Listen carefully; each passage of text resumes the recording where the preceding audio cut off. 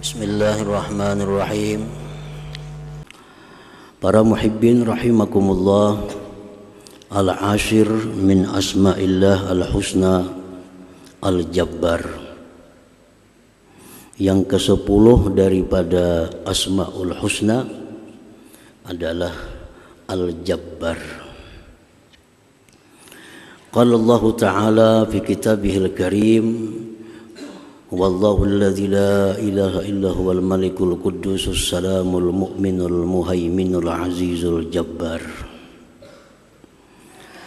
Yang artinya dialah Allah yang tiada Tuhan selain Dia, yang maha raja, maha suci, maha selamat, maha mengamankan dan maha mengintai, maha mulia, al-jabbar, dan maha memaksa. Al-jabbar menurut sebahagian para ulama, huwallazi yunaffidhu masyiatahu ala sabilil ijbar fi kulli wahid wa la tanfudhu bihi masyiatu ahad. Makna al-jabbar itu adalah Tuhan yang meluluskan kehendaknya atas jalan memaksa pada tiap-tiap sesuatu, dan tidak bisa lulus pada Tuhan itu kehendak seseorang. Nah, itu al-jabbar. Artinya yang maha memaksakan kehendak, dan tidak bisa sampai kepada Allah itu kehendak siapa jua pun. Yang terjadi itu adalah pasti merupakan kehendak daripada Allah Subhanahu wa ta'ala. Maha memaksakan kehendak, al-jabbar. Di dalam Asarul Qudsi, Allah Subhanahu wa ta'ala berfirman, anta turid wa ana urid wallahu yaf'alu ma yurid.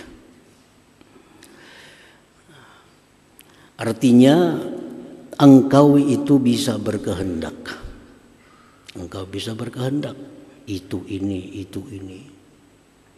Dan aku pun bisa berkehendak, dan hanya kehendakku jualah yang terjadi itu. Nah, para muhibbin hadirin hadirat yang dimuliakan Allah, jadi kehendak kita itu bisa terjadi, bisa sesuai dengan apa yang kita harapkan apabila bersesuaian dengan kehendak Allah Subhanahu wa ta'ala. Kalau hanya sebatas kehendak kita dan tidak sesuai dengan kehendak Allah, bagaimanapun kita berjuang, bagaimanapun kita berusaha, maka itu ujungnya adalah sia-sia. Ujungnya sia-sia. Banyak pelajaran dari Allah Subhanahu wa ta'ala di dalam kitab suci Al-Quran tentang pemahaman daripada nama Allah Al-Jabbar. Salah satu di antaranya adalah kisah Fir'aun. Suatu malam Fir'aun ini bermimpi.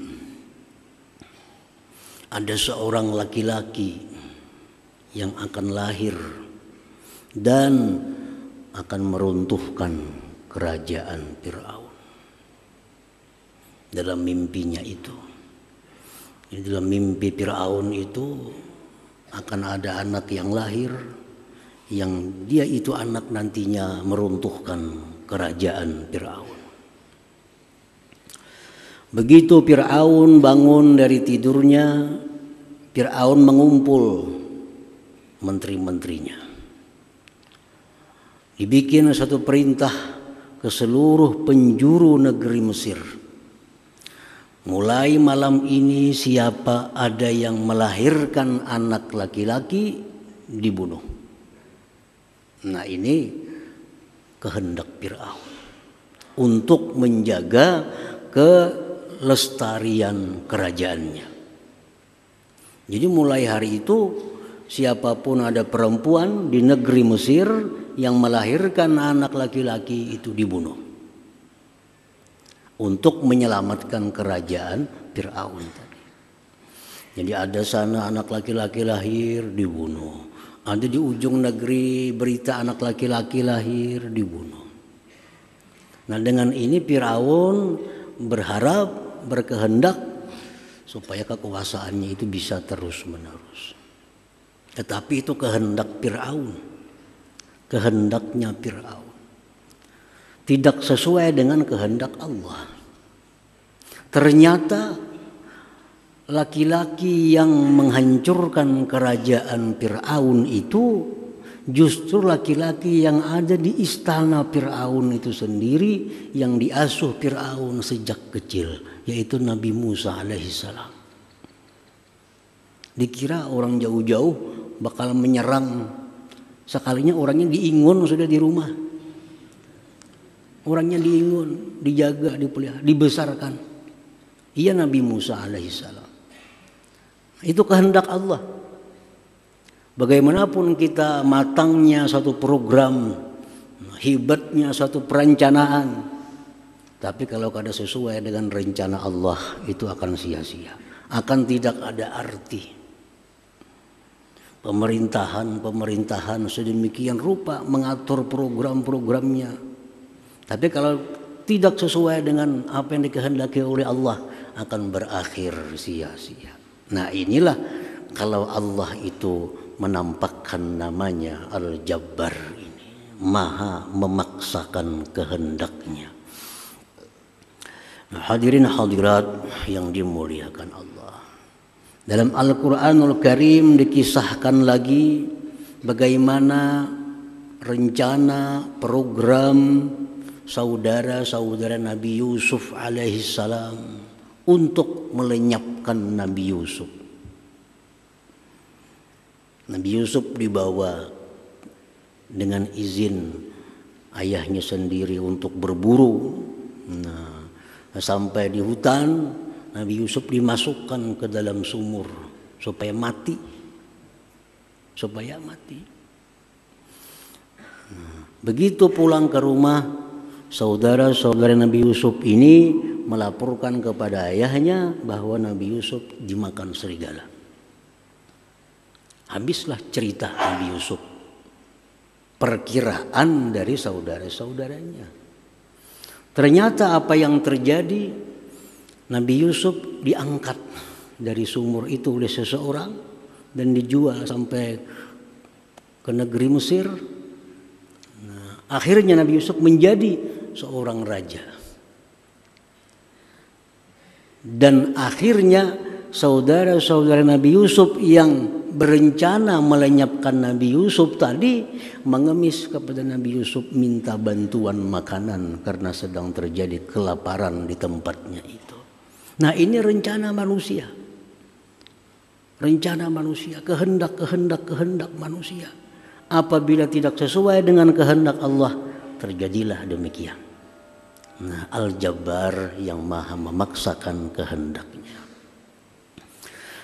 Para muhibbin rahimakumullah. Jadi Al-Jabbar itu sebagian ulama lagi mengatakan huwallazi ajbara khalqah ala ma arad min islamin wa kufrin wa ta'atin wa ma'siyah. Al-Jabbar itu dialah Tuhan yang memaksakan makhluknya atas menuruti kehendaknya.